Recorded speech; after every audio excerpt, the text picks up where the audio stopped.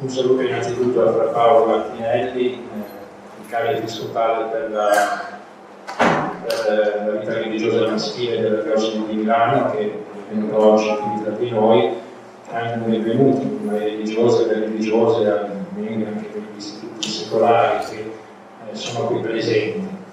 Questo incontro si inserisce un po' nel cammino di formazione permanente che abbiamo noi del presbiterio della diocesi di Chiavari, ma il tema, è un tema che riguarda la vita religiosa nella Chiesa particolare, nella diocesi, quindi per questa ragione questo incontro è condiviso con coloro che aderiscono alla vita religiosa nella nostra diocesi. Quindi il tema è proprio quello di identificare un po' la presenza di una vita religiosa consacrata all'interno di una Chiesa particolare, le prospettive e anche le problematiche che questo comporta. Quindi dopo la proposta che ci darà tra Paolo, che possiamo poi condividere anche con domande, con richieste, con testimonianze, con quello che riteniamo su quanto ci deve. Bene, grazie. Forse posso parlare anche senza? Sentite? Ugualmente, così posso muovere tutte e due le mani, mi sento un po' a mio agio. Così. Allora, però se ci sono dei problemi me lo dite che prendo il microfono. Allora, mi introduco un po' a questo tema molto interessante, il rapporto tra la vita consacrata e la Chiesa particolare,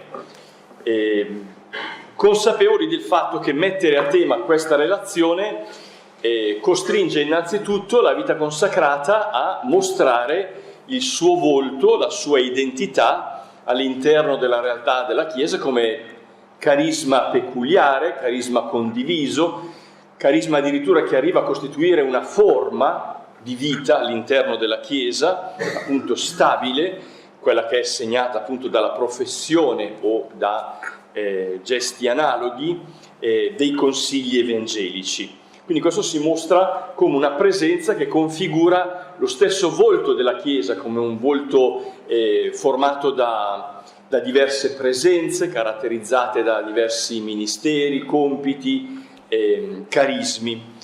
Un'immagine molto bella, come sapete, che ha utilizzato il Papa Francesco già all'inizio del suo pontificato, è l'immagine del poliedro, della Chiesa appunto come una realtà che si compone di realtà molto diverse, che si compongono tra di loro in armonia, in forza delle loro differenze, quindi non c'è una sorta di equidistanza da tutti i punti, ma invece una presenze diverse che si collocano all'interno della medesima Chiesa, sia nella sua dimensione universale che particolare. E quindi come valore fondamentale la vita consacrata si colloca come un carisma condiviso che assume una forma precisa all'interno della Chiesa, uno stato di vita, per usare il linguaggio canonico, e quindi ricorda anche che la Chiesa è composta da diversi doni gerarchici, carismatici, da diversi compiti e ministeri.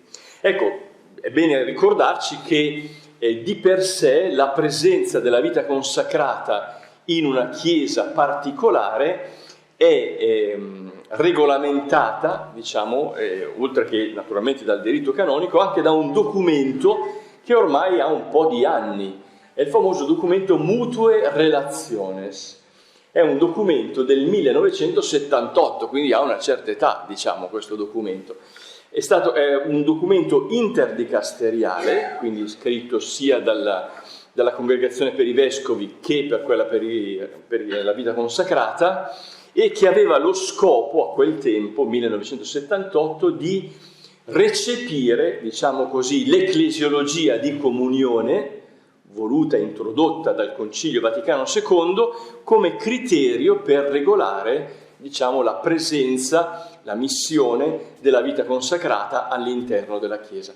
In realtà quel documento, che è stato un po', diciamo, il primo tentativo dopo il Concilio Vaticano II di mettere per iscritto gli elementi di relazione, appunto Mutue Relationes, diciamo che si era concentrato essenzialmente sul rapporto tra i superiori maggiori e il vescovo, essenzialmente, cioè non entrava di fatto nel dettaglio di come debba declinarsi la presenza della vita consacrata all'interno della Chiesa. Essenzialmente, diciamo, poneva la questione dal punto di vista delle relazioni istituzionali, quindi superiori maggiori e il vescovo della Chiesa locale. Ora, come sappiamo, già nel 1994, cioè il tempo del sinodo e dei vescovi sulla vita consacrata, esplicitamente era stata fatta richiesta di rivedere questo documento. Dal 1994 sono passati un po' di anni e come sappiamo Papa Francesco ha dato mandato diretto esattamente alla Congregazione per i Vescovi e quella della vita consacrata perché finalmente si giunga alla riscrittura di questo documento che appunto ha il compito di valorizzare, regolamentare, favorire, ecco, una relazione reciproca di comunione e di missione tra la vita consacrata e la Chiesa, in genere e in particolare la Chiesa locale in tutte le sue componenti, a partire naturalmente dal vescovo che presiede quella comunità locale. E in particolare nel 2016 Papa Francesco ha proprio dato mandato, ricordando in un intervento, parlando ai vicari episcopali di tutto il mondo per la vita consacrata, appunto ha ribadito l'urgenza di questo testo, che avrà, sappiamo che è in lavorazione, credo anche abbastanza avanzata, quindi possiamo sperare, diciamo, che ci venga dato questo documento, che avrà un significato evidentemente non solo per la vita consacrata, ma in qualche modo vuole essere anche una nuova fase di ricezione del concilio intorno all'ecclesiologia di comunione e di missione, per come i carismi all'interno della Chiesa, in particolare appunto i carismi condivisi che arrivano ad essere una forma di vita all'interno della Chiesa, uno stato di vita, come appunto devono collocarsi e concepirsi all'interno della comunione ecclesiale. Non dimenticando che proprio nel 2016 c'è stato un altro intervento significativo del Magistero ecclesiale ed è stato il documento Juvenescit Ecclesia, un documento molto breve ma molto denso. Sono 24 punti, quindi uno dei documenti più brevi, diciamo, degli ultimi tempi, in cui si parla della collocazione dei carismi all'interno della Chiesa particolare e universale. E, diciamo, la parola chiave che a questo proposito è stata sottolineata è l'idea della coessenzialità nella Chiesa di doni gerarchici e carismatici. Proprio all'interno di quel documento, che raccomando alla lettura se non aveste ancora avuto occasione di leggerlo, lì si precisa più volte, si parla più volte della vita consacrata come della forma paradigmatica nella Chiesa di un carisma condiviso. Perché? Perché la vita consacrata è un carisma condiviso che diventa una forma propria di vita, cosa che in genere, normalmente, gli altri carismi non arrivano ad assumere all'interno della Chiesa. Per esempio, non so, un sacerdote o una famiglia può condividere il carisma di un'associazione o di un movimento ecclesiale, ma il suo stato di vita, cioè il suo essere sacerdote o il suo proprio essere sposato in una famiglia, non deriva da quel carisma lì. La condivisione di un carisma è un contributo decisivo a saper vivere la propria missione sacerdotale piuttosto che la propria realtà familiare. La differenza con la vita consacrata è che invece questa è un carisma condiviso che assume forma di uno stato di vita attraverso la professione, quindi impegnandosi formalmente nella forma della castità, povertà e obbedienza, proprio la condivisione di quel carisma diventa lui stesso uno stato di vita nella Chiesa. Quindi mi sembra questo un po' il motivo per cui anche il documento più volte ritorna ricordando la vita consacrata come quella presenza che in qualche modo si presenta come paradigmatico di come un carisma è chiamato a servire il popolo di Dio. Bene, questo ci fa capire che senz'altro uno dei pilastri della relazione mutua che ci deve essere tra vita consacrata e diocesi deve essere potremmo dire, riassumendolo, certamente l'ecclesiologia di comunione e di missione, che ovviamente adesso è arrivata ad una maturità più grande rispetto all'incipit introdotto dal Concilio Vaticano II, c'è una consapevolezza, direi, più matura di cosa voglia dire un'ecclesiologia di comunione e di missione, perché il soggetto della missione è una comunione di vocazioni diverse, che appunto dentro l'unica Chiesa portano avanti la missione affidata dal Signore ai Suoi.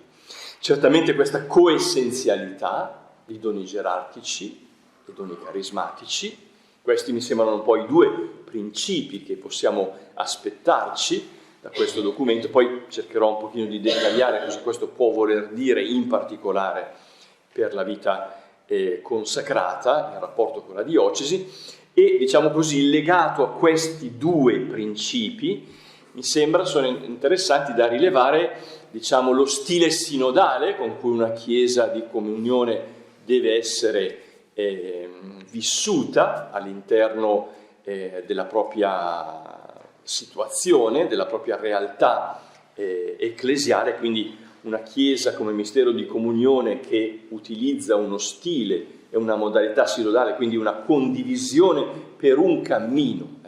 Sinodo, giustamente ha ricordato Papa Francesco, nei padri della Chiesa, in particolare San Giovanni Crisostomo, diceva che era sinonimo stesso di Chiesa. Chiesa, sinodo vuol dire Chiesa, cioè un popolo effettivamente in cammino, che cammina insieme. E dall'altra parte l'altro elemento, che questo poi lo riprenderò un pochino più in dettaglio, è che il riconoscimento, diciamo, di questa coessenzialità di doni gerarchici e doni carismatici implica anche il riconoscimento della cosiddetta giusta autonomia delle realtà di vita consacrata.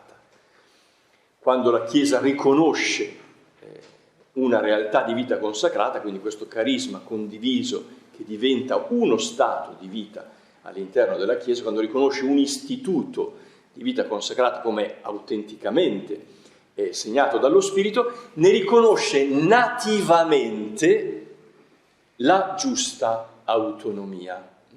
Perché? Perché questo istituto possa garantire la comunicazione e la trasmissione del suo patrimonio spirituale e quindi possa servire la Chiesa secondo quel carisma di cui lo Spirito lo ha dotato. Bene, poi entreremo un pochino più in dettaglio di questo, motivo per cui appunto non è il vescovo che nomina i superiori all'interno della vita consacrata. La vita consacrata ha una sua giusta autonomia, perché la Chiesa ha riconosciuto che quello è un dono dello Spirito e quindi deve garantirsi al suo interno la comunicazione e la trasmissione del proprio patrimonio spirituale, che diventa evidentemente anche la condizione per poter contribuire alla Chiesa locale. Bene, questa era un po', diciamo, l'introduzione generale. Sono brevi passaggi che vi propongo, ma non sono pochissimi, sono 8 passaggi che mi sembra tocchino un po' i diversi temi che si possono presentare nel voler mettere a tema la relazione tra vita consacrata e Chiesa particolare. Allora, il primo passaggio in realtà è una lunga citazione di Papa Francesco, qui proprio a Genova, nella primavera del 2017, quindi 2 anni fa. Il suo intervento, quando si è rivolto al clero e alla vita consacrata, ha, diciamo, forse abbastanza con sorpresa, affermato alcune cose relativamente al rapporto tra vita consacrata e Chiesa particolare. Vorrei partire da questo testo, perché mi sembra che riassuma bene, anche in modo un po' provocatorio, la responsabilità della vita consacrata all'interno della Chiesa particolare. La cosa prima che ha sorpreso è che il Papa ha parlato di diocesanità della vita consacrata, un termine che, come sappiamo, generalmente viene attribuito alla spiritualità del clero diocesano, termine che a sua volta ha anche bisogno evidentemente di precisazioni, perché il suo significato non è evidentemente univoco. Allora, così dice Papa Francesco proprio 2 anni fa a Genova. La diocesanità, più che una parola, è una dimensione, Una dimensione della nostra vita di Chiesa, perché la diocesanità è quello che salva dalla astrazione, dal nominalismo, da una fede un po' gnostica o soltanto che vola per aria. Quindi parole molto semplici e concrete. La diocesi è quella porzione del popolo di Dio che ha un volto. Nella diocesi c'è il volto del popolo di Dio. La diocesi ha fatto, fa e farà storia. Tutti siamo inseriti nella diocesi. E voi, consacrate e consacrati, siete un regalo per la Chiesa, perché ogni carisma, ognuno dei carismi, è un regalo per la Chiesa universale. Ma sempre è interessante vedere come ognuno dei carismi, tutti i carismi, nascono in un posto concreto e molto legato alla vita di quella diocesi concreta. I carismi non nascono nell'aria, ma in un posto concreto.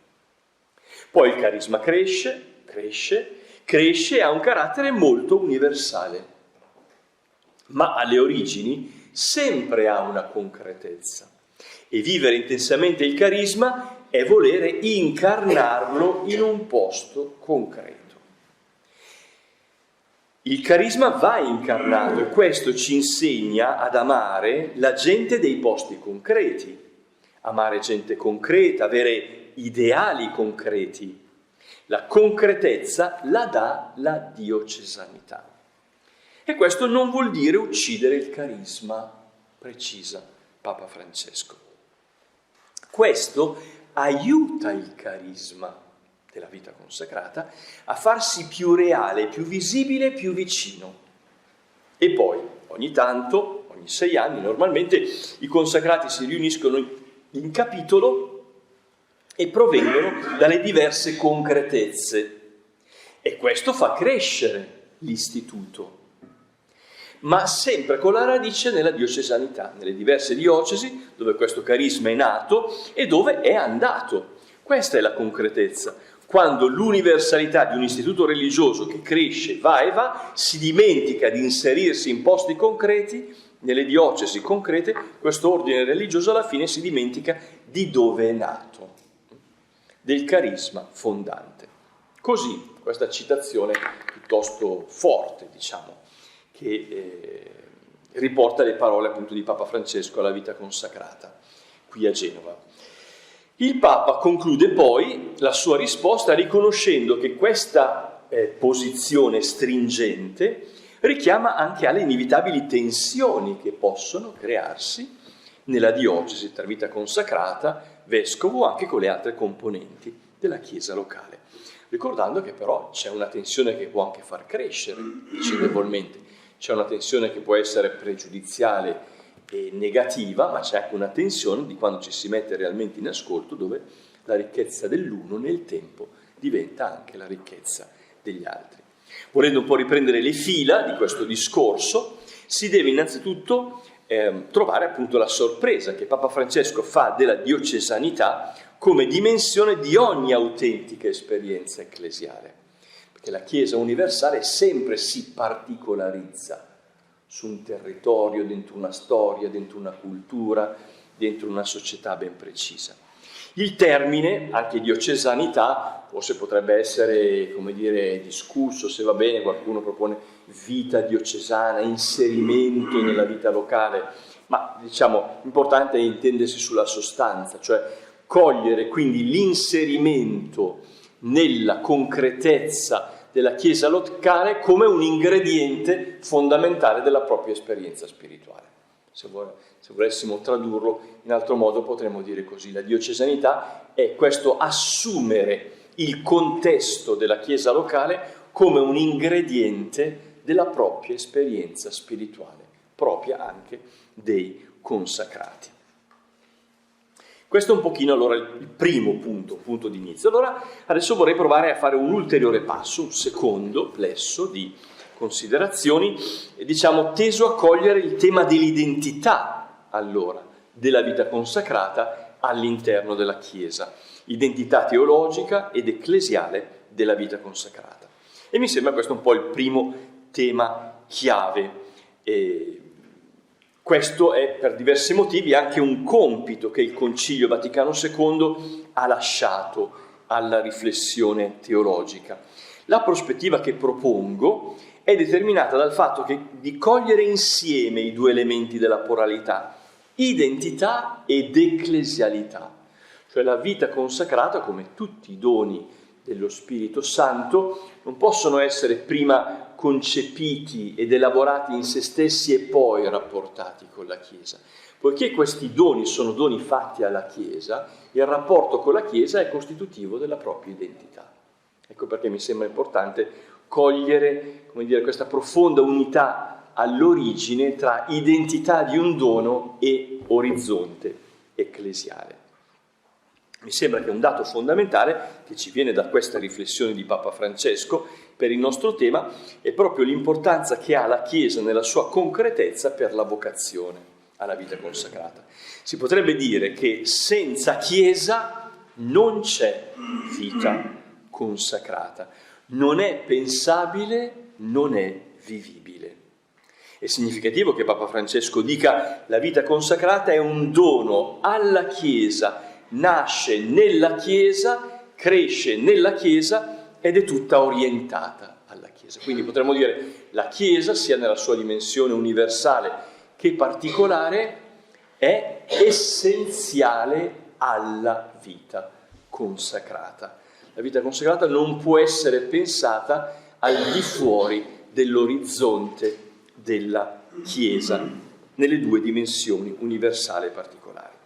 A questo proposito mi sembra interessante richiamare alcuni passaggi del Concilio Vaticano II che ricordano questa dimensione ecclesiale.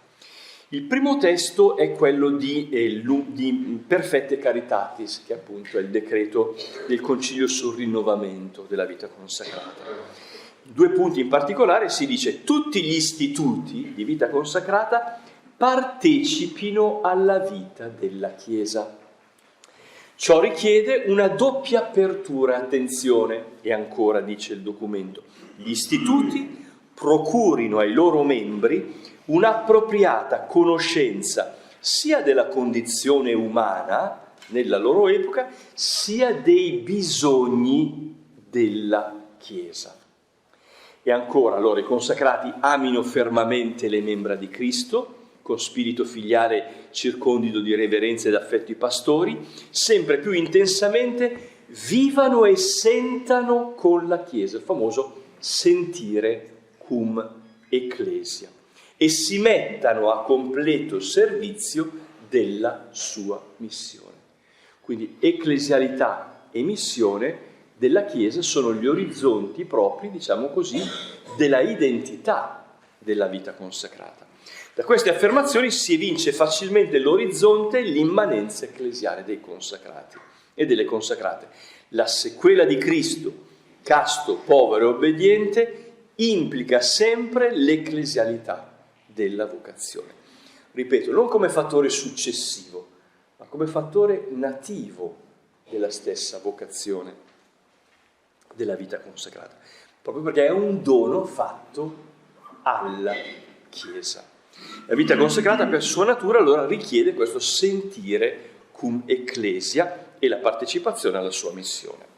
Qui inserisco un altro passaggio che approfondisce questa identità ecclesiale della vita consacrata, ed è il fatto che la vita consacrata si inserisce in un certo senso nell'intreccio tra la dimensione universale della Chiesa e la sua dimensione particolare. Come sappiamo anche dal diritto canonico, è essenziale alla vita consacrata la sua universalità. Anche quando un istituto fosse di diritto diocesano, caratteristica della vita consacrata è la sua disponibilità all'universale mistero della Chiesa. Quindi, da una parte, la vita consacrata vive sempre inserita in un contesto, ma dall'altra parte bisogna mai dimenticare che la vita consacrata per sua natura ha un carattere interdiocesano, cioè in qualche modo ha anche il compito di esprimere la dimensione universale della Chiesa. E questa è anche testimoniata concretamente dal fatto che lo stesso istituto è presente in diocesi diverse. Quindi è incarnato in una circostanza, ma le stesse persone appartengono ad un istituto che come tale non ha solo l'orizzonte della Chiesa particolare, ma quindi respira in qualche modo di tutto il mistero della Chiesa nelle sue diverse configurazioni. Come si sa, dalla ricerca teologica la relazione tra Chiesa particolare e Chiesa universale è stato molto dibattuto dopo il Concilio Vaticano II. Forse è uno dei temi ecclesiologicamente ancora più problematici. Abbiamo avuto anche pezzi da 90 nella Chiesa cattolica che si sono un po', scontrati o comunque che hanno espresso posizioni diverse nell'articolazione tra Chiesa universale e Chiesa particolare. Celeberrimo fu lo scontro tra l'allora cardinale Joseph Ratzinger e l'allora sempre già cardinale, no, non ancora cardinale, Walter Kasper, proprio su come organizzare, teologicamente la relazione tra Chiesa particolare e Chiesa universale. Se c'è una precedenza ontologica o cronologica della Chiesa universale su quella particolare, eccetera. Questioni che hanno poi sono ancora state approfondite nella Chiesa stessa, anche con altre, mediazioni a questo proposito. Iuve Nescit Ecclesia, quel documento che vi ho citato all'inizio, cerca in qualche modo di vedere gli aspetti comuni di queste posizioni, andando al fondo delle grandi affermazioni che il Concilio Vaticano II ha fatto a questo proposito. Diciamo che normalmente noi interpretiamo il Concilio Vaticano II come un concilio che dal punto di vista ecclesiale ha soprattutto sottolineato il carattere particolare della Chiesa, mentre nel modo abbastanza sbrigativo con cui per esempio si sottolinea il Concilio Vaticano I è che abbia sottolineato l'elemento unitario, universale della Chiesa. Siccome appunto nella Chiesa Cattolica non si è mai out ma et, no? Allora vuol dire che le due dimensioni devono potersi cogliere in sinergia. A questo proposito appunto Iuve Nescit Ecclesia prende un pochino, posizione per cercare di cogliere in uno sguardo unitario queste modalità differenti, riprendendo da una parte comunionis notio e dall'altra aggiungendo alcune riflessioni. Soprattutto il punto 21 mi sembra interessante perché afferma: la Chiesa di Cristo, come professiamo nel simbolo apostolico, è la Chiesa universale, vale a dire l'universale comunità dei discepoli del Signore, e si fa presente ed operante nella particolarità di persone, gruppi, tempi e luoghi. La caratterizzazione della Chiesa, dice ancora il documento, è pertanto, la caratterizzazione particolare della Chiesa, è pertanto intrinseca a quella universale e viceversa. Vi è infatti tra Chiesa particolare e Chiesa universale un rapporto di mutua interiorità. Interessante questo, perché questo ha anche degli aspetti molto concreti, no? nella relazione del popolo di Dio e dei fedeli. Voi pensate, se uno viene battezzato in una diocesi, nella diocesi di Milano, quando viene nella diocesi di Chiavari non deve essere battezzato un'altra volta. Perché? Perché entrando nella chiesa particolare di Milano in realtà è entrato nella chiesa universale. Quindi vuol dire che c'è effettivamente una mutua interiorità. La chiesa non è la chiesa universale non è la somma delle chiese, non è la confederazione delle chiese universali. È che l'unica Chiesa universale vive dentro concretamente nella Chiesa particolare. Tanto che se io vivo veramente la Chiesa particolare, sono introdotto in tutto il mistero della Chiesa, nella sua universalità. Probabilmente c'è anche un problema di linguaggio che non ha favorito, perché noi spesso appunto intendiamo Chiesa universale e Chiesa particolare come se fossero due cose diverse. In realtà sono due dimensioni della stessa realtà.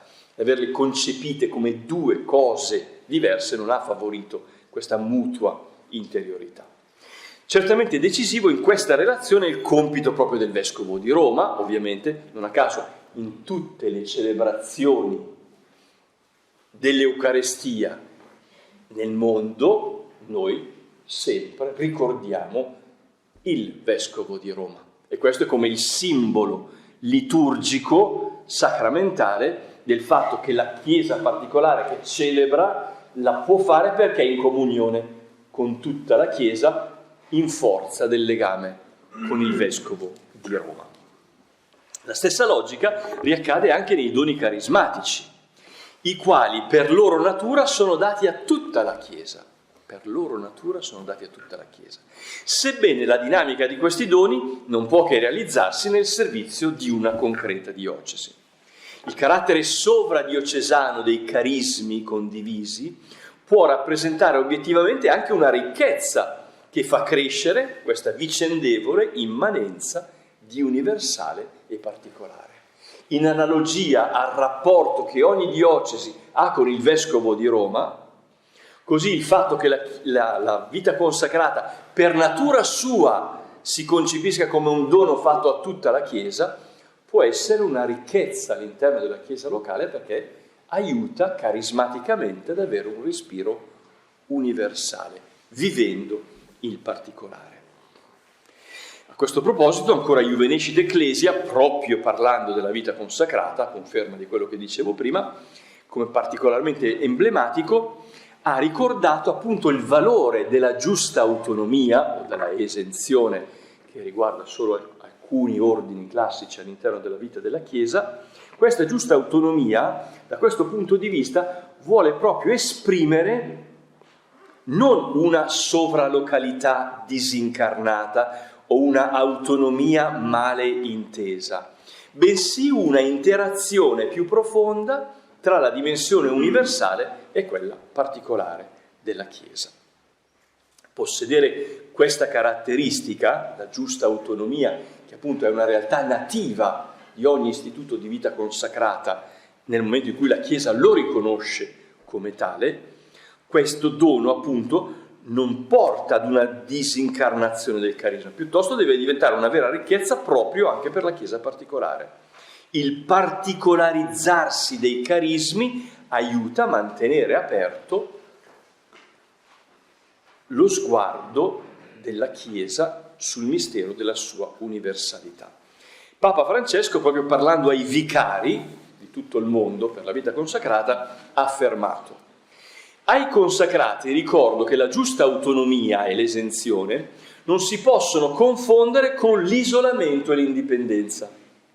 Oggi più che mai è necessario vivere la giusta autonomia e l'esenzione, negli istituti che ne sono forniti, riferimento all'esenzione, in stretta relazione con l'inserimento, in modo tale che la libertà carismatica e la cattolicità della vita consacrata si esprimano anche nel contesto della Chiesa particolare. Quarto plesso di considerazione. Adesso vorrei come un po', diciamo così, girare la prospettiva, cioè finora ho cercato di dire la Chiesa come orizzonte sia nella sua dimensione particolare che nella dimensione universale, come orizzonte perché la vita consacrata possa effettivamente vivere all'altezza del suo stesso dono. Ora la domanda che mi pongo è, diciamo, la reciproca, cioè qual è il senso per la Chiesa particolare di una presenza di vita consacrata? Tutto quello che ho detto fino adesso si potrebbe riassumere: senza Chiesa universale e particolare non c'è vita consacrata. Adesso proviamo a rigirare la domanda: ma per la Chiesa particolare e universale, che cosa vuol dire la presenza di un carisma come quello della vita consacrata? È un carisma facoltativo, auspicabile? Oppure qualcuno dice se c'è bene, se non c'è fa niente. È un dono essenziale, no? Oppure è un dono, diciamo così, facoltativo. Recentemente la domanda sull'essenzialità della vita consacrata alla Chiesa ha ripreso un nuovo vigore, in particolare proprio riguardo al suo essere un dono possibile, auspicabile, necessario, oppure no. Cosa dice questa presenza alla Chiesa? sia a livello locale che universale. Inoltre, una tale presenza appartiene, per così dire, all'essenza della esperienza ecclesiale o è solo una variabile facoltativa? Detto in termini molto brutali, se in una diocesi manca la vita consacrata, manca qualcosa di essenziale oppure no? Questa è la domanda che ci si pone. A questo proposito è bene riferirci ad alcuni testi fondamentali. Vi cito 3 testi del Magistero. Il primo è quello che si cita sempre a questo proposito, cioè Lumen Gentium 44. Siamo nel capitolo 6, quello dedicato ai religiosi. No? E qui si dice: lo Stato che è costituito dalla professione dei consigli evangelici, pur non riguardando la struttura gerarchica della Chiesa, quindi la vita consacrata non è un dono gerarchico, ma appunto fa parte dei doni carismatici, pur non riguardando la struttura gerarchica della Chiesa, appartiene tuttavia indiscutibilmente alla sua vita e santità. Questo Concilio Vaticano II, Lumen Gentium numero 44. Quindi non appartiene alla gerarchia come vita consacrata, ma appartiene indiscutibilmente alla sua vita e alla sua santità. Ora, ci sono state 2 interpretazioni fondamentali di questo brano. Uno si potrebbe dire un po' massimalista e una un po' minimalista. L'interpretazione minimalista, che ho trovato un po' di teologi al seguito, ha come commentato così: allora la vita consacrata appartiene indiscutibilmente alla sua vita e alla santità se c'è. E se non c'è, non fa niente, ci saranno altri doni. Altri invece hanno, e soprattutto direi anche alcuni testi magisteriali significativi, hanno voluto sottolineare il carattere essenziale della vita consacrata all'interno. Ovviamente non delle singole forme, ovviamente. Tutte le forme di vita consacrata nascono, si sviluppano, possono anche finire nel tempo, no? Si fa sempre l'esempio di Cluny, della famosa riforma di Cluny, che è stata una delle più potenti nella storia della Chiesa. In 2 secoli neanche si è esaurita. No? Quindi non è che Cluny è essenziale alla Chiesa, quindi se mancano i monaci cluniacensi non c'è la Chiesa. No, evidentemente. Cioè le singole forme sono tutte come tali segnate dalla provvisorietà del tempo. Ma il problema è la vita consacrata come tale, cioè quella testimonianza di coloro la cui vita è determinata dalla sequela di Cristo, casto, povero, obbediente, secondo le diverse declinazioni, vita attiva, vita contemplativa, piuttosto che dedicati a un'opera, piuttosto che ad altro. Quindi è chiaro che non sono la domanda non è sulle singole forme, che possono esserci o non esserci, cambiare, mutare nel tempo, ma è se questa testimonianza è effettivamente essenziale alla vita della Chiesa. E qui vi leggo quello che Vita Consecrata, cioè il documento sinodale dopo il sinodo del 94, dice praticamente commentando Lumen Gentium 44. Anche perché da qui si evince che la discussione sinodale era stata abbastanza forte su questo punto. E qui si dice: la concezione di una Chiesa composta unicamente da ministri sacri e laici non corrisponde alle intenzioni del suo divino fondatore, quali ci risultano dai Vangeli e dagli altri scritti neotestamentari. Qui esplicitamente quindi si afferma l'originaria appartenenza e la necessità della vita consacrata alla Chiesa in forza dell'intenzione stessa di Cristo. Adesso vi cito un brano tratto da un intervento di Benedetto XVI ai vescovi brasiliani in visita ad Limina, che mette a tema esattamente questa cosa qua. Io mi sono sempre detto: ma come mai tra tutte le cose che il Papa poteva dire ai vescovi ad Limina tira fuori questa cosa qua? Sentite che cosa dice: sappiamo bene, cari vescovi, che le varie famiglie religiose, dalla vita monastica alle congregazioni religiose, alle società di vita apostolica, agli istituti secolari, alle nuove forme di consacrazione, hanno avuto la propria origine nella storia. Quindi diverse origini. Benedetto nasce al suo tempo, San Francesco al suo tempo, eccetera, eccetera, eccetera.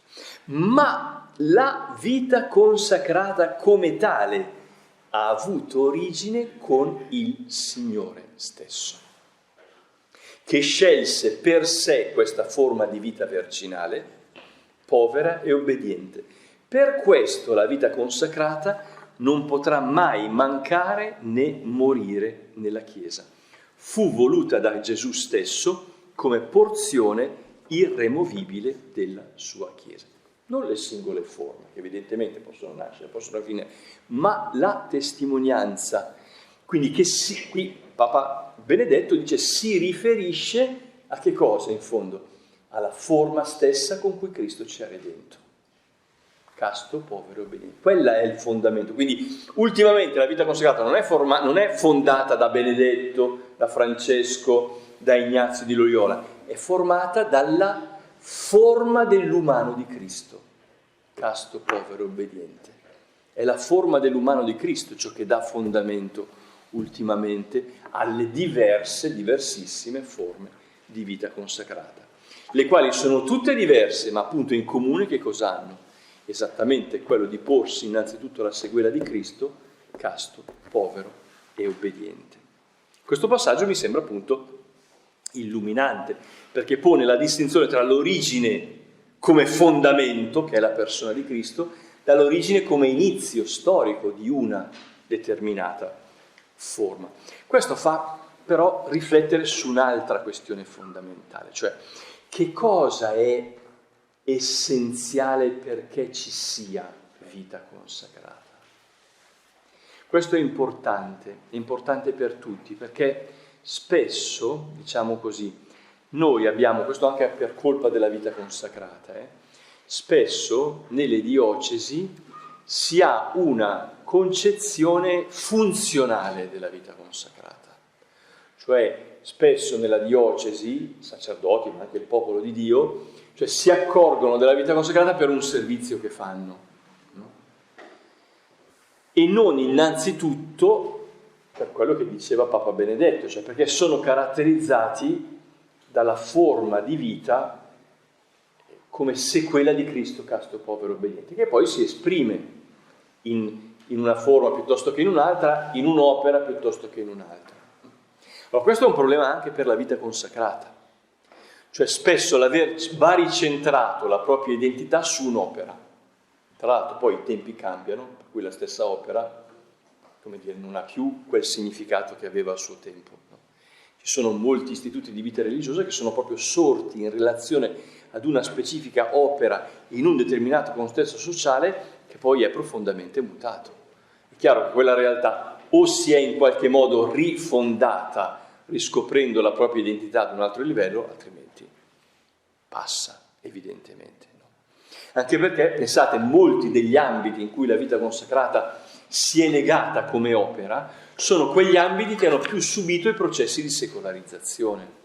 Un esempio per tutti, il mondo della scuola e soprattutto il mondo della salute, pensate, gli ospedali portati avanti dalle suore, per esempio.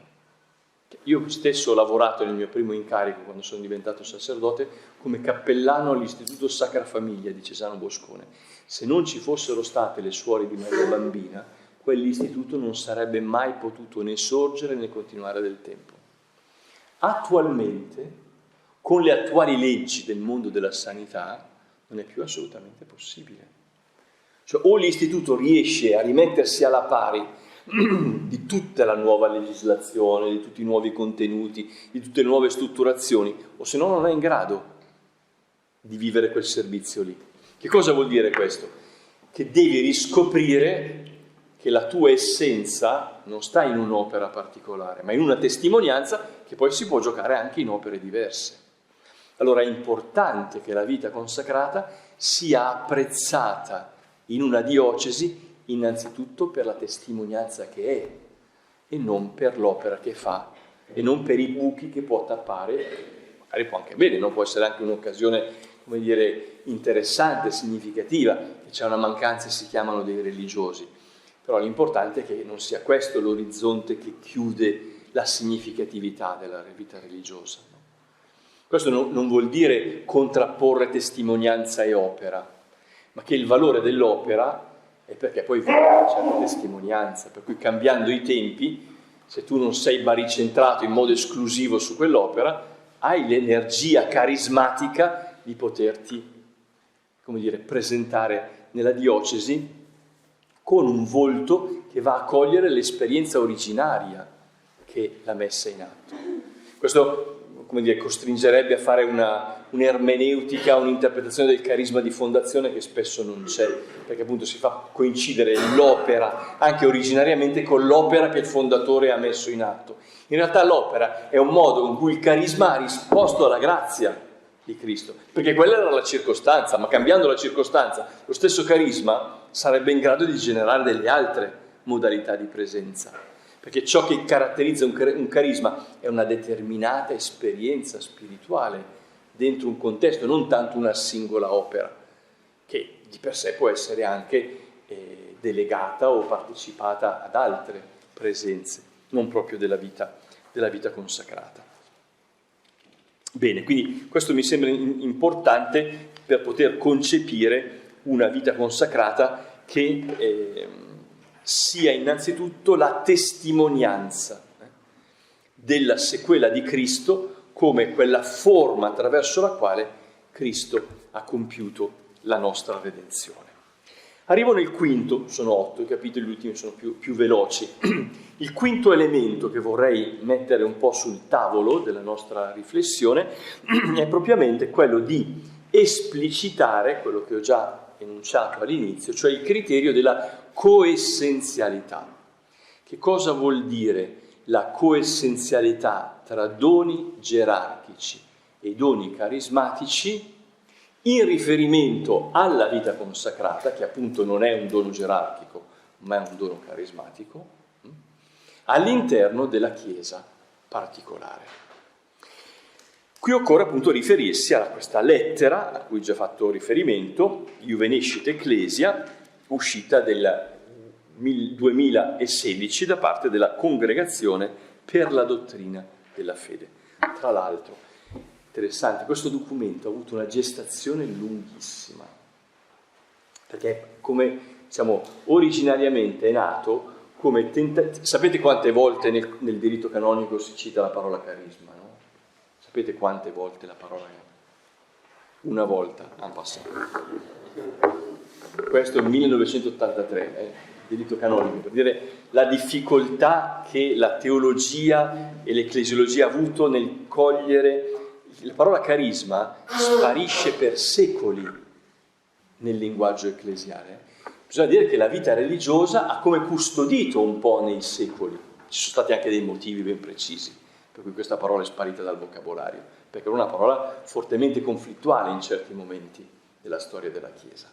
Tant'è vero che il tema ritorna nel dibattito della teologia protestante alla fine dell'Ottocento proprio come scontro tra carisma e istituzione. Ovviamente presentare così non è il massimo per favorire il dialogo tra doni carismatici e doni gerarchici. Ma è interessante, cioè che la vita consacrata, pur non essendo parte della gerarchia, ha custodito appunto la dimensione carismatica all'interno della Chiesa. Il Concilio Vaticano II parla e come dei carismi all'interno della Chiesa.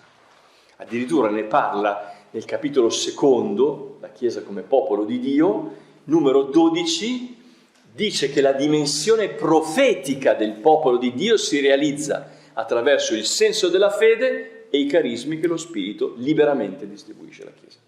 Quindi fa parte della dimensione profetica del popolo di Dio vivere i carismi che lo Spirito liberamente suscita perché la Chiesa sia capace di rispondere ai bisogni che di volta in volta deve affrontare nella sua missione. Bene, diciamo, il documento prende spunto soprattutto dalla necessità appunto di cogliere in un quadro ecclesiologico unitario il senso dei vari carismi nella Chiesa, in particolare in forza della questione della vita consacrata e dei carismi dei movimenti ecclesiali, che sorgono non a caso nell'epoca precedente e successiva al Concilio Vaticano II. Questo documento ci impiega 16 anni ad essere praticamente Lo si sa perché chi ha presentato questo documento, la Congregazione della Dottrina della Fede, ha fatto vedere come non è stato sempre, proprio perché mancava il vocabolario. Appunto, pensate che il codice di diritto canonico del 1983, che quindi doveva già recepire tutto quello che il Concilio aveva detto sui carismi, lo usa una volta la parola carisma, per dire che mancava il vocabolario per poterlo costruire in un quadro unitario. Quindi questo documento è molto importante anche per questo, perché colma, diciamo, una lacuna lasciata aperta veramente da secoli, all'interno che il Concilio Vaticano II invece aveva ripreso con grande forza. Veramente ha dei testi, a partire da Lumen Gentium 12, ha dei testi molto significativi, come ad esempio Apostolica Mattositatem numero 3, che io cito sempre, che ha dato una grandissima valenza canonistica. Io faccio fatica a capire come mai non è stato adeguatamente ripreso, dove si dice che un carisma, quando è tale e quando è approvato dalla Chiesa, ha il diritto e il dovere di essere esercitato nella Chiesa. Apostolica Mattositatem numero 3. Quando un carisma è realmente riconosciuto, non appunto carisma. Adesso ogni tanto si rischia di parlare un po' a vanvera sui carismi. Nel senso che io c'avevo un mio amico che aveva messo insieme 3 cose e dice: questo è il mio carisma. E un momento calma, magari non è detto che sia proprio un carisma, è semplicemente una bella iniziativa che hai fatto e chiuso così. Cioè dopo si arriva all'esagerazione, per cui dopo tutto diventa carisma, e si chiama carisma che è quello che è semplicemente una buona iniziativa che tu hai fatto con 4 amici, no? Ma quando un carisma è realmente riconosciuto come tale, cioè come un dono particolare dello Spirito, liberamente distribuito per aiutare la Chiesa a rispondere ai bisogni del tempo, questo carisma ha il diritto e il dovere di essere esercitato. Questo lo dice il Concilio Vaticano II. E il documento Iuvenicit Ecclesiae in effetti mi sembra che riprenda proprio in questa prospettiva. Qui il tema della coessenzialità, adesso non sto a dire un po' l'origine di questa idea della coessenzialità, perché nasce anche da una certa riflessione canonistica che, diciamo, nei decenni precedenti anche il Concilio Vaticano II aveva un po' sollecitato a prendere consapevolezza di questa realtà. Ecco, qui una formulazione interessante, mi sembra, del documento vuole cogliere la coessenzialità in alternativa ad altri 2 modi di intendere questo rapporto. Doni gerarchici, quindi, che dicono la struttura sacramentale della Chiesa, da una parte, doni carismatici, cioè va a intendere quella distribuzione libera che lo Spirito Santo fa di doni particolari per l'edificazione della Chiesa. Interessante, perché questi 2 doni si muovono anche in modo diverso nella Chiesa. Voi pensate, per trasmettere il dono gerarchico ci vuole un atto sacramentale, per esempio il sacramento dell'ordine. Per trasmettere un carisma, San Francesco non mette le mani su frate Leone, è un'altra cosa, cioè è una condivisione esistenziale, una frequentazione, un'immedesimazione nello spirito dell'altro che si partecipa. Quindi è interessante che lo Spirito Santo abbia 2 modalità differenti per guidare la Chiesa. Da una parte una dimensione, potremmo dire, più oggettiva, sacramentale, no? La Santa Messa, non è che uno va alla Santa Messa e dice: ma chissà che oggi passi di qua, no? Io sono certo che a quel gesto Cristo ha legato la sua presenza. Quindi ha un carattere oggettivo, diciamo così, ex opere operato si direbbe, no? La presenza di Cristo che mi raggiunge nel sacramento dell'Eucarestia. Mentre la modalità carismatica ha un'altra modalità che potremmo dire più soggettiva, appunto lo Spirito dona il carisma, come dire, come ingrediente della libertà credente, perché il credente possa appunto riconoscere il dono di Cristo, accoglierlo, renderlo fecondo e restituirlo in termini di testimonianza e di missione. Quindi da una parte io devo essere raggiunto oggettivamente dal dono di Cristo. Questo è la sua parola, è il sacramento, eccetera. Ma dall'altra parte io non basta che il dono di Cristo mi raggiunga, io lo devo anche riconoscere, lo devo accogliere, lo devo rendere fecondo in me e lo devo restituire in termini di missione. Ora è chiaro che questo compito di accoglienza, di fecondazione, di restituzione del dono, è chiaro che cambia nel tempo. perché vivere la missione a Chiavari è diverso che vivere la missione a Reggio Calabria, è diverso da Milano. Allora i carismi, mentre l'Eucaristia è la stessa che celebro a Milano, che celebro a Chiavari e che celebro a Reggio Calabria, è chiaro che lì invece ci saranno delle declinazioni carismatiche diverse che permetteranno di fare interagire il Vangelo, la vita della Chiesa, con la circostanza storica particolare in cui si è messo. Per questo gli ordini religiosi, giustamente dice Papa Francesco, nascono in un contesto preciso, perché è quel dono dello Spirito che mi fa cogliere la circostanza come occasione opportuna per riscoprire il Vangelo e per darne testimonianza. Allora, queste due modalità con cui lo Spirito, veramente è la genialità della logica dello Spirito, che non c'è solo il carisma e che non c'è solo il sacramento, ma che le due realtà si appartengono vicendevolmente. Da una parte Cristo mi raggiunge in modo incondizionato nella dimensione sacramentale, dall'altra parte io, toccato dal dono dello Spirito, sono chiamato a rendere buona testimonianza di questo dono che mi ha raggiunto. Ora, l'idea della coessenzialità si pone in alternativa a due altre tendenze che spesso appunto sono state molto presenti nella storia della Chiesa, per cui a un certo punto si è smesso di parlare di carismi, ritenendolo magari solo una cosa propria della Chiesa delle origini e poi non più necessaria nel tempo successivo. Il primo è l'idea della contrapposizione, cioè che il dono gerarchico e il dono carismatico si contrappongano.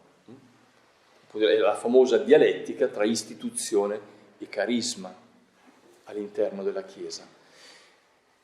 Diciamo, in diverse modalità questa contrapposizione si è riproposta molte volte nella storia della Chiesa, e qualche volta anche l'idea che colui che ha un carisma si possa sentire in qualche modo emancipato dalla vita della comunità, dall'autorità, dell'autorità, perché tanto lui c'è il suo rapporto personale con il carisma e con lo Spirito Santo. Evidentemente questa è una forma inautentica di vivere un dono carismatico, anzi perché lo stesso dono carismatico per natura sua è legato alla struttura, anche sacramentale, della Chiesa. Quindi quello che è successo molte volte nella Chiesa, che in nome di un carisma io mi emancipo dalla struttura della diocesi, dalla struttura concreta sacramentale della Chiesa, questo è stato profondamente sbagliato. Quindi questa estraneazione, no? Questo sentirsi in qualche modo liberi dal riferimento alla struttura umile della Chiesa in forza di un carisma che io ho fatto. Il contrario, se tu vivi veramente un carisma, questo ti porta ad inserirti più profondamente ed essere a servizio umilmente della realtà concreta della Chiesa nella sua struttura sacramentale.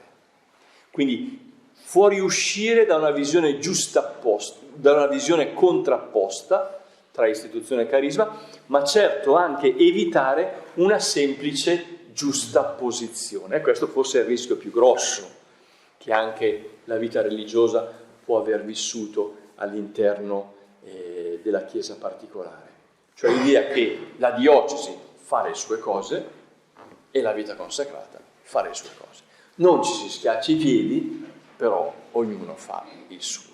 Ecco, questa immagine, diciamo così, che non è conflittuale, questo è il problema, che quando c'è un conflitto bisogna risolverlo. Quando invece non è conflitto, magari va avanti per molto tempo, ma rimane infeconda questa cosa qua, perché si rimane un po' paralleli. Allora, la diocesi, sotto la guida del vescovo, fa tutta la sua struttura pastorale completa, e poi dall'altra parte ci sono i religiosi che fanno le loro cose. Religiosi, oppure possiamo anche pensare su questo anche alle altre realtà carismatiche condivise, no? Ecco, cioè l'idea della giustapposizione, come una sorta di parallelismo infecondo tra le due realtà. Ecco, credo che questo sia uno dei problemi che vogliono essere risolti proprio a partire dall'idea della coessenzialità. Allora, coessenzialità vuole rappresentare la fuoriuscita della contrapposizione, ma anche del semplice stare l'uno in fianco all'altro senza darsi troppo fastidio.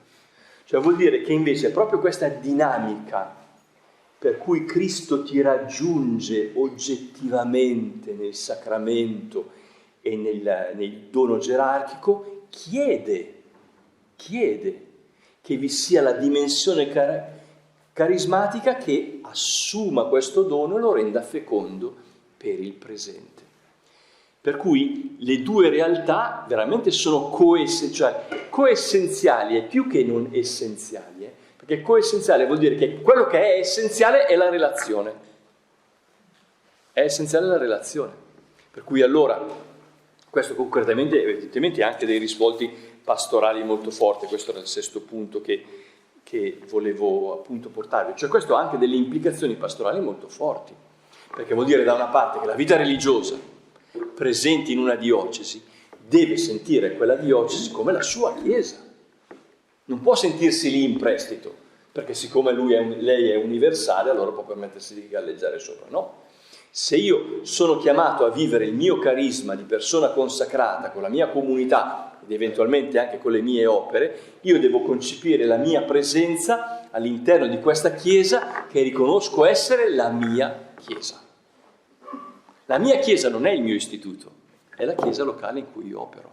Tant'è vero che anche nella messa conventuale, quando io recito il canone, dico il nome del vescovo locale, non del mio superiore maggiore. Che cosa vuol dire? Che io sono dentro questa chiesa. Come istituto sono dentro questa chiesa. Riconosco che questo è il contesto in cui io devo fare fermentare quel dono particolare che mi è stato dato per l'edificazione di tutti. Dall'altra parte però è altrettanto vero che la chiesa locale, il vescovo, i suoi collaboratori, quando pensa alla sua chiesa locale, deve pensare anche a tutti i doni carismatici presenti, a partire dalla vita religiosa che questo dono carismatico vive in modo strutturale, nella forma stessa di una vita. Allora, quando io faccio il piano pastorale, quando penso a come organizzare la vita della mia diocesi, devo sentire la presenza della vita religiosa come qualcosa di essenziale. Allora, da una parte il religioso, la religiosa, l'istituto dirà: come io con il mio carisma posso servire questa chiesa e le indicazioni del vescovo? Cioè vuol dire che devo declinare il mio carisma secondo il contesto della mia chiesa particolare. Non posso fare le mie cose e poi vedere se ogni tanto riesco anche a essere presente nei momenti diocesani. Non può essere così, se no si torna a un parallelismo dove ogni tanto ci si tocca dentro, come dire, per urto. Vuol dire che io concepisco il mio carisma e dico: come io con questo carisma posso servire questa chiesa particolare facendo mie le indicazioni che il vescovo mi sta dando. Dall'altra parte, quando nella chiesa il vescovo e i sacerdoti, nel reticolo parrocchiale, nelle varie presenze, organizzano la vita pastorale, non possono non tener presente come risorsa propria quelle presenze di vita consacrata, eventualmente anche le altre realtà. Cioè è la stessa diocesi, è il vescovo e i preti che devono assumere come ricchezza e come risorsa quella presenza. Quindi, se lo Spirito ha suscitato qui questa presenza, se per storia questa forma della vita consacrata si trova così radicata, vuol dire che questa posso assumerla all'interno della guida, dell'indirizzo che io sto dando a questa diocesi. Questa è una modalità per dire la coessenzialità, capite? Che non è farsi la guerra gli uni negli altri, nemmeno ignorarsi, ognuno fa il suo, ma è dire: io ho bisogno di te per essere me stesso. E quindi ti assumo, come dire, ti assumo dentro la prospettiva di tutta la Chiesa, no? E viceversa appunto la vita consacrata. Ora, questo poi ha tantissime altre implicazioni, evidentemente anche molto pratiche. Adesso però mi sembra che sia meglio andare un po' verso la fine, se io non ho perso di vista l'orologio, che sono, ecco, quindi siamo ormai alla fine per lasciare anche un pochino di spazio. Io avevo previsto anche gli altri due punti, ma ve li cito solo. Il primo è ad esempio l'arrivo e la dipartita delle presenze di vita consacrata all'interno della diocesi, che è un momento sempre piuttosto particolare, evidentemente. Un ordine che arriva perché è chiamato, perché magari chiede di poter entrare per poter dare un suo contributo, è un evento ecclesiale. Quindi vuol dire per esempio che si devono creare le condizioni perché quell'istituto venga e possa effettivamente vivere il suo carisma, anche perché se il vescovo autorizza una forma di vita consacrata ad essere presente nel suo territorio, vuol dire che lo autorizza anche a viverlo quel carisma lì, evidentemente. Quindi deve potergli creare le condizioni perché possa effettivamente fiorire in modo adeguato. Se non ci sono, forse è meglio dire, guarda, in questo momento è meglio che vada dall'altra diocesi, perché in questo momento può non essere significativa, no? Questa presenza. Allo stesso modo anche quando si lascia, se si deve lasciare, no? Anche questo è un momento ecclesiale che può avere un suo carattere anche doloroso, di congedo, no? Dalla diocesi, ma che è sempre un evento ecclesiale. Questo cosa vuol dire? Che per esempio, adesso io la dico un po', faccio da 5 anni il vicario episcopale per la vita consacrata in diocesi, e beh, c'è modo e modo di lasciare la diocesi, nel senso che c'è chi si accorge per esempio di essere diminuito di numero, di non avere più le forze, e comincia già a dirtelo un po' di anni prima, dice guarda, però noi per esempio abbiamo la scuola. Questa scuola è nata con i soldi che abbiamo raccolto dalla carità della gente. Forse non è il caso che io semplicemente questa scuola la venda a un profit o a qualcuno. Magari se possiamo condividere qualche progetto comune in questi anni, troviamo altre presenze pastorali che possono condividere in parte il nostro carisma e magari si riesce a rilanciare la presenza, no? Se invece arriva il superiore provinciale e ti dice io ho trovato l'acquirente di questo mio ospedale, fate presto a darmi il nulla osta, se no perdo il cliente, voi capite che è un altro modo, no, di vivere il rapporto ecclesiale rispetto al proprio congedo. Ecco, la coessenzialità ha delle implicazioni molto concrete, no? Per cui se il vescovo deve accogliere una presenza, deve accompagnarla, non deve semplicemente dire vieni. Ti devo accompagnare, ti devo far conoscere la diocesi, ti devo trovare gli spazi in cui tu puoi muoverti adeguatamente. E quando la tua presenza dovesse andare via, facciamo un cammino insieme per vedere che cosa il Signore ci chiede da questa cosa qua. Non semplicemente che mi viene a dire sparisco, dammi la firma del nulla osta, così, no? Anche perché tra l'altro questo ferisce il popolo di Dio si accorge quando succedono queste cose. Invece come questi qui erano qui, adesso sparito un giorno all'altro, questo ente improvvisamente diventa di una proprietà no profit e non si capisce più cosa c'entra il popolo di Dio con quella realtà che magari ci ha messo dentro i soldi per poterla fare, no? C'è sempre un'ipoteca del popolo di Dio su tutte le cose che la Chiesa ha, compresa la vita consacrata. E l'ultimo punto che volevo dirvi, che vedevo un po' anche tra le vostre facce, c'è un fenomeno interessante, nuovo, nella vita consacrata, che è la presenza di persone consacrate, anche di istituti di vita consacrata, che vengono da altre culture e da altri paesi e si inseriscono in 2 modalità. Adesso io vi condivido così, in fase di chiusura, per esempio quello che sta succedendo nella diocesi di Milano. I numeri ovviamente sono di proporzioni diverse, anche perché la diocesi di Milano ha 5 milioni di fedeli, quindi anche la vita consacrata ha una proporzione di questo tipo, no? Ma per esempio, a fronte di un calo pressoché costante da parte delle forme tradizionali di vita consacrata, noi abbiamo ormai da anni una presenza crescente di frati e di suore che provengono da altre culture e da altri continenti. In 2 modalità, antichi ordini che vedono all'interno frati, suore che vengono dai paesi di missione dove sono andati.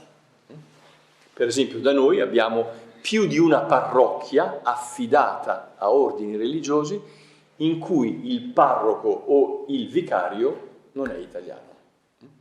E è gente che sa benissimo la lingua, sa bene la situazione della diocesi di Milano e vive la sua responsabilità. Certo che se io prendo una persona, la metto lì, non gli faccio imparare la lingua, non gli faccio imparare la cultura, al massimo che fai è pulire per terra, ma non c'è bisogno di essere religiosi per pulire per terra nella parrocchia.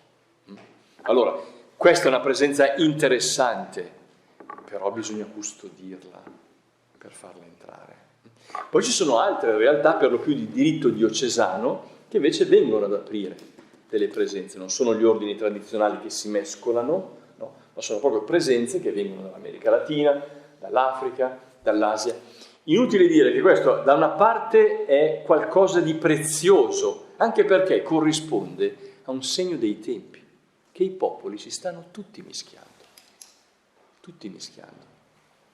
Allora, il fatto che anche la vita consacrata si stia mischiando. Tra l'altro, per esempio, da noi, in alcuni casi, proprio questi istituti sono quelli che sono capaci di fare mediazione culturale con i profughi e con i migranti. Perché se noi abbiamo dei migranti latinoamericani, c'è un istituto latinoamericano presente, questi qui stanno a giocare un ruolo di mediazione culturale fortissima, no? E aiutano i responsabili della diocesi a capire dove ci sono i problemi veri, dove non ci sono quelli veri, quali vie sono giuste, quali vie invece non sono giuste per aiutarli. Però per fare una cosa del genere bisogna mettersi a lavorare, cioè non si può chiamare così a caso e metterli dentro. Bisogna che la diocesi si assuma l'integrazione di queste forme all'interno della vita consacrata. Allora questo certamente può diventare una ricchezza, diventa un segno dei tempi. Così come i popoli si mischiano tutti, anche i carismi permettono di far vedere questa loro interculturalità, che è certamente un fattore oggi interessante del rinnovamento del cammino della Chiesa. Bene, queste erano un po' le cose che io volevo condividere con voi. Grazie per l'ascolto.